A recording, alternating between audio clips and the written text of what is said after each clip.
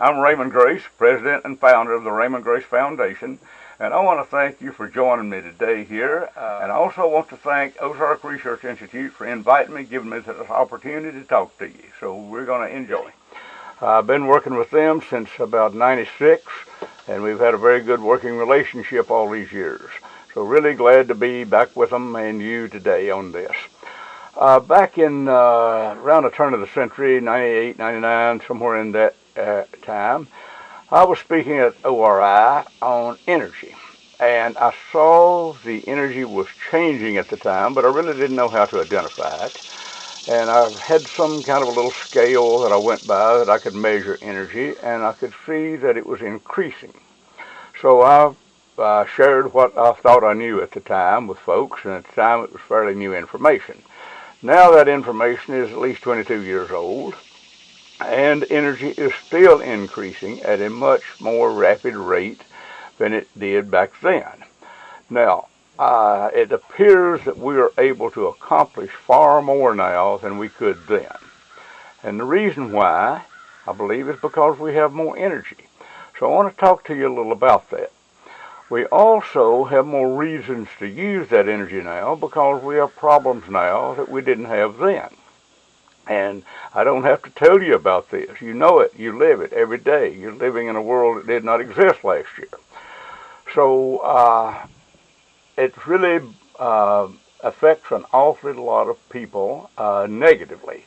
And I know this because of all the folks that write me asking for help.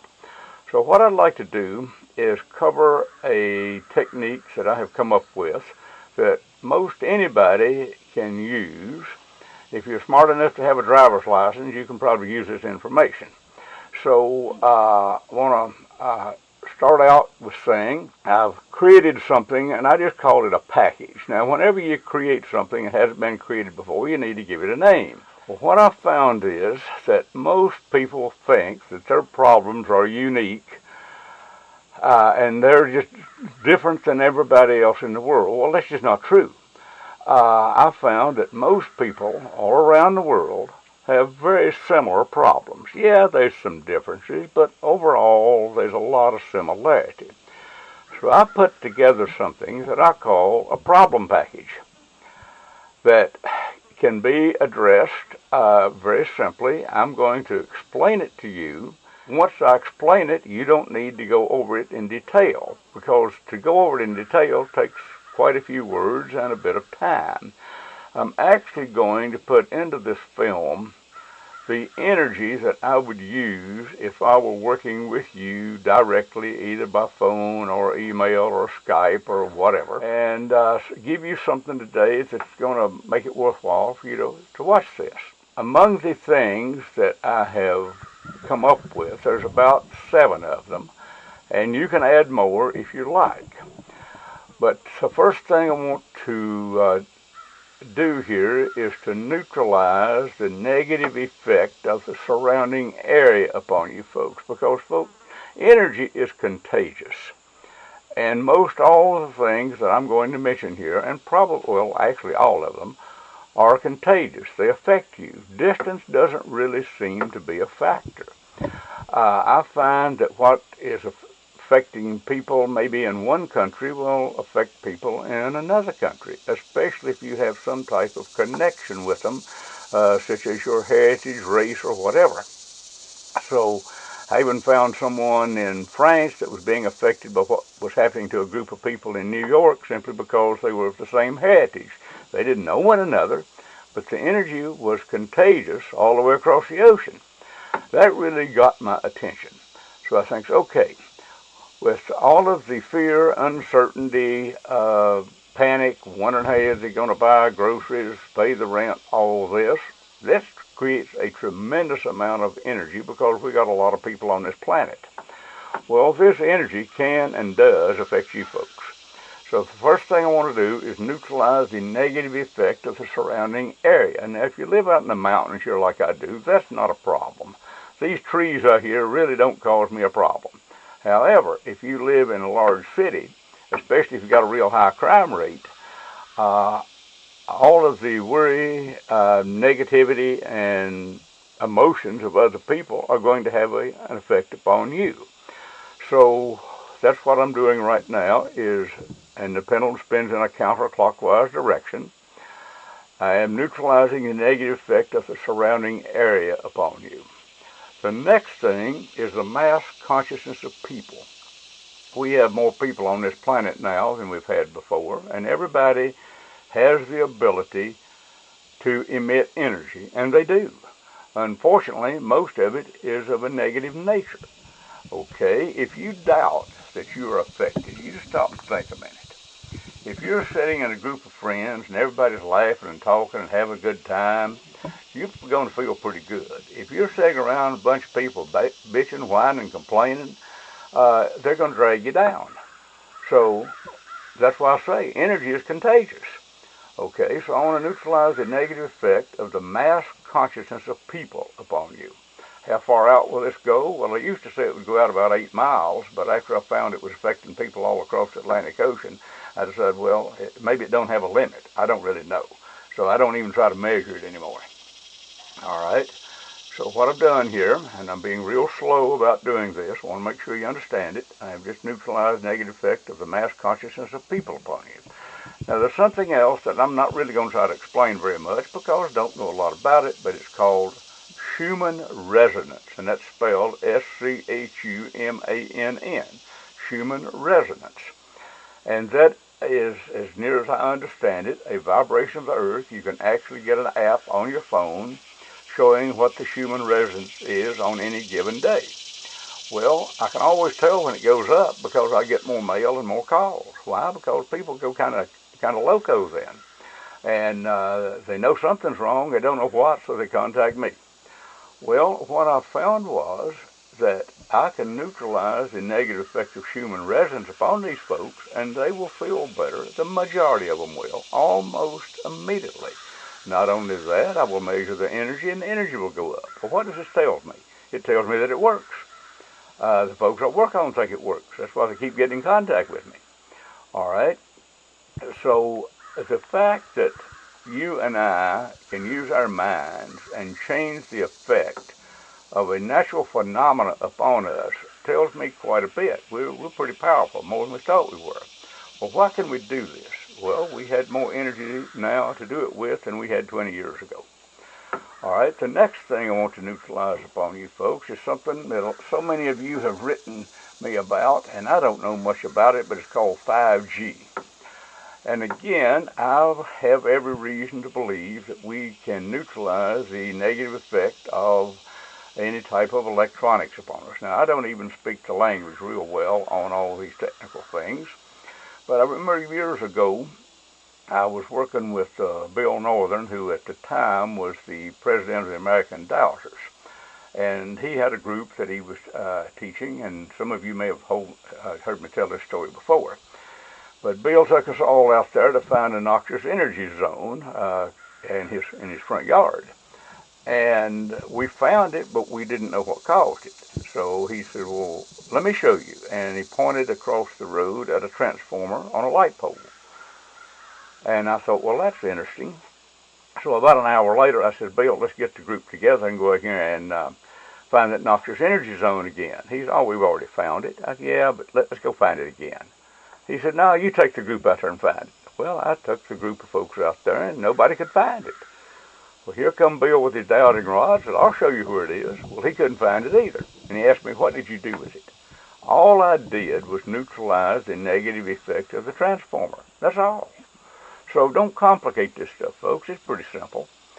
So I figured, well, if I could neutralize the negative effect of a transformer, I could neutralize 5G. And so far, it seems to work. The next thing is affecting you folks that live near large cities, and that's riots. See, people are going crazy. And a riot has a lot of energy. The only thing is, it's not a good energy. And that energy can go out a long ways. So I thought, well, we better throw that in there and neutralize the negative effect of riots upon all you folks that live in cities. Now, if you're on a cattle ranch in Wyoming or a wheat field in Kansas, you probably don't have a problem with that. But if you live in large cities, you may have a problem with it. So I just wanted to try to get it across to you. You really have the ability to change the energy of rights. So you might want to put it to use. The next thing is radiation. Now, I don't know a lot about radiation, but I started doing an experiment recently about it, and I found out that I could neutralize the negative effect of radiation on somebody when I was in a phone conversation, and they could feel an improvement in their body, feel a difference, and their energy went up. So thought I'd better add that on there. And the next one is what you've all dealt with, is this coronavirus. So I thought, well, what if we could neutralize the negative effect of that virus and all of the negative emotions attached to it? That's where the real problem seems to be. So I found out we could do that. So I put all this stuff together, I think there's 7 items there, and I called it a problem package. So to make this easy for you, every morning when you get up, if you are a dowser, just use your dowsing to neutralize Raymond's problem package upon you and your home and your family. And I suppose you can expand as far as you believe you can. That's usually the way it works. Or if you are not a dowser and you're having a little difficulty with it and you don't have a lot of confidence, all you really need to do is just give thanks for it. Don't ever ask for anything, folks, because if you ask for something, you're saying, I don't have it. If you give thanks for something, you're saying you do have it. You are affirming that you already have it and it works. So you can just give thanks for neutralizing Raymond's problem package upon you, your family, and your home. Now, this is about as simple as I could possibly make this.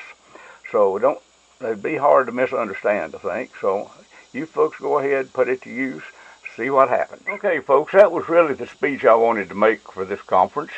And I've got about 6 minutes left, so let me give you another one.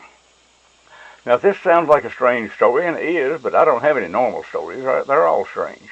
Let's go back in time, many years. My dad had a very troublesome left knee that caused him an awful lot of pain and problems for years, up until the time he died. Well, after he died, that problem came to me. Now, my old buddy Chief Two Trees, an old Cherokee Indian man he used to hang out with a lot, good friends, he said the same thing happened to him when his dad passed on. His dad's problems came to him. Well, apparently that's what happened to me. I dealt with it off and on for 28 years. And about 1.5 years ago, I guess this was around January of 2019, I got to thinking, it's time to bring this stuff to a screeching halt.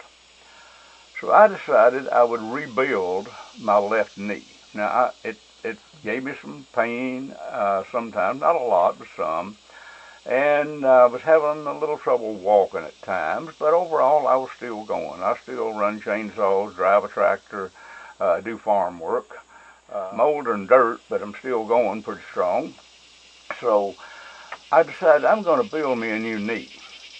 Well, I had no clue what I had just done to myself. The next morning, I had to get a cane to get to the kitchen. I could not walk without a cane. I think, well, I hadn't planned this. But I went ahead and put a cane in the Jeep with me, take it wherever I'd go. If I got out to go to the grocery store, I had to walk with a cane. But I was determined to get better. As time went on, I used the cane less and less. Right now I'm filming this on the latter part of August, and I haven't used a cane for well over a year. I'm walking better now than I've ever walked. There was a doctor friend of mine in class the other day. I hadn't seen her for a year. She said, last year you were limping. You're not limping now. I said, no. Grew myself a new knee. It's working fine. And you say, how did I do that? I did it with intent. See, folks are always asking me, how did you do various things? And the answer is always the same. I did it with intent. So I learned to use my mind. And Harold McCoy had a saying. It was his really philosophy. He called it the power of thought. Well, it's the same thing as what I'm saying. Intent. We were saying the same thing, just may have used different words. But what I learned later that I think I really used was I was watching a video, and doctor or scientist that was explaining it was talking about DNA. And he said, we only know of about 5% of the DNA in a human body. And the rest of it we call junk DNA. Well, I thought about that for a moment, and I said, I don't believe the Creator created junk. So I renamed it, and I called it unknown DNA. Apparently, what I did was I used that unknown DNA to build a new niche. I just thought I would tell you about that. And if you ask me, well, how did you know you could do that? I didn't. What I've got going for me that most people don't is, I don't know I can't. So you might want to adapt that philosophy. You can do a lot more with it. So I want to thank you for joining me. Thank ORI for inviting me. And y'all have a good rest of the conference.